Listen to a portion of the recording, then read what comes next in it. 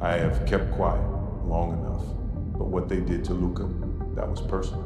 The GOAT is about to spill the wildest secret behind the Luka Doncic trade, and trust me, nothing you've heard so far even scratches the surface.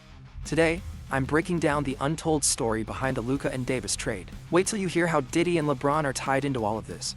It's crazy how fast the NBA can flip. 1 minute, Luka Doncic is lighting up Dallas, dropping 40 while grinning at defenders like it's just another day. Next, he's reportedly packing for Los Angeles. You'd think the Mavericks would be the last team on earth to move their franchise player, but hey, this is the NBA. When the news hit that Luka Doncic had been traded to the Lakers for Anthony Davis and 2 other picks, the league didn't just react, it erupted. Every social feed turned into a war zone. Shams Charania broke the news first, and within minutes, ESPN, Bleacher Report, and literally every basketball podcast on earth was melting down, stealing stars. And honestly, it felt unreal. There were whispers, front office leaks about Luka's growing control over team decisions, quiet frustration with Jason Kidd's rotations, and those awkward moments in interviews where Luka looked done with the same old answers. Dallas looked exhausted, not with Luka's game, but with the politics that came attached. But still, moving him? That's nuclear-level desperation. Because here's the truth. He wasn't just their best player. He was their entire identity.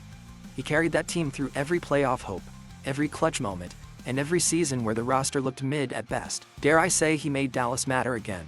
Even his teammates couldn't stop praising what he brought. Derrick Jones Jr. went even deeper, saying Luka's ability to read defenses made you want to raise your game. As defenders, is it important that you now have a defensive player of the year candidate in Luka? He seems to think that he's telling us that he wants some. Yes. The thing is, this wasn't impulsive. Sources close to the Lakers front office said the deal had been in the works for months, that there had been quiet calls, luxury tax math, and a shared sense of urgency. The Lakers were staring at life after LeBron, and Anthony Davis wasn't exactly proving he could carry the franchise solo. His health was unreliable, his numbers dipped, and the team looked lost whenever he sat. Fans were gutted, obviously. Luka was their guy, the one who made Dallas relevant again. But deep down, some people felt the reset was overdue.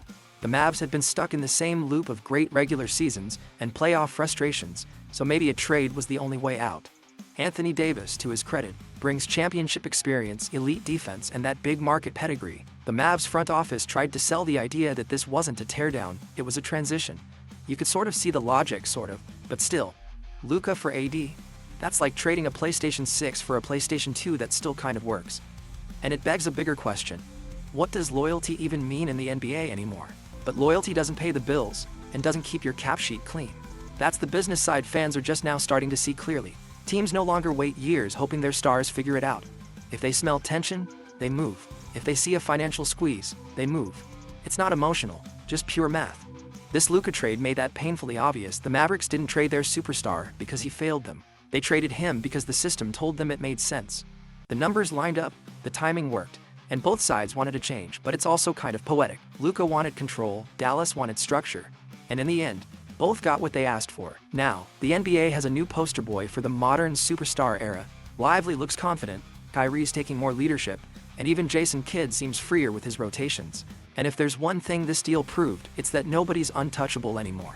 Not even the guy who made you believe your team could win again. But just when everyone thought the chaos was over, and that the trade bomb was the climax, the real madness started after. Because if the trade itself was shocking, the announcement that followed was pure PR disaster. I did know that Luka was important to the fan base.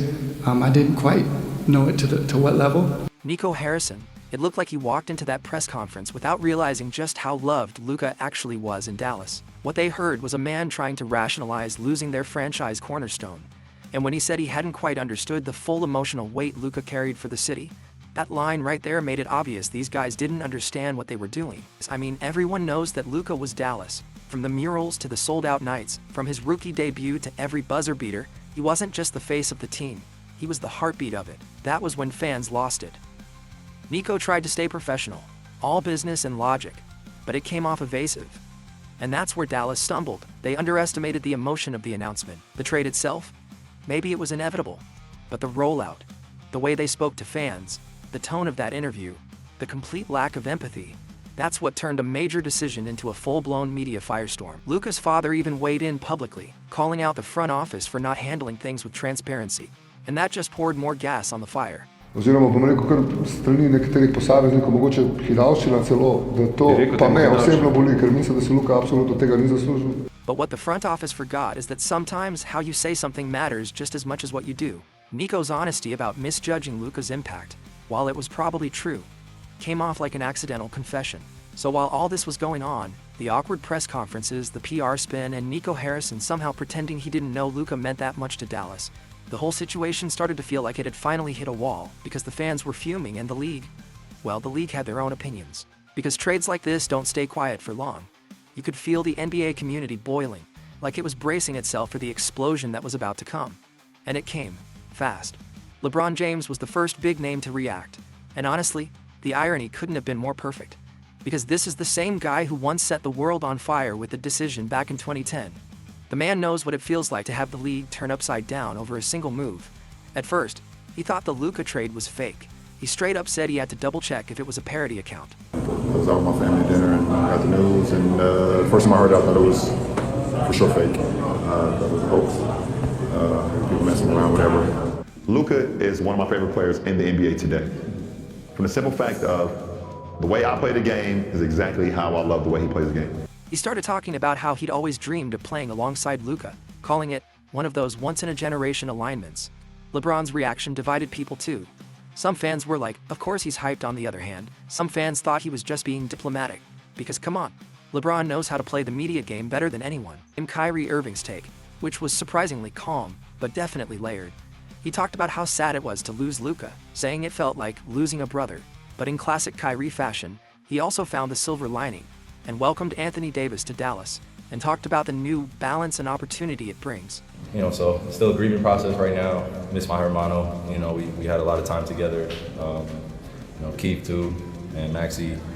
Half the comments under that clip were basically, yeah, Kyrie's hurt but he's trying to stay calm. Luka going to LA blew that up completely.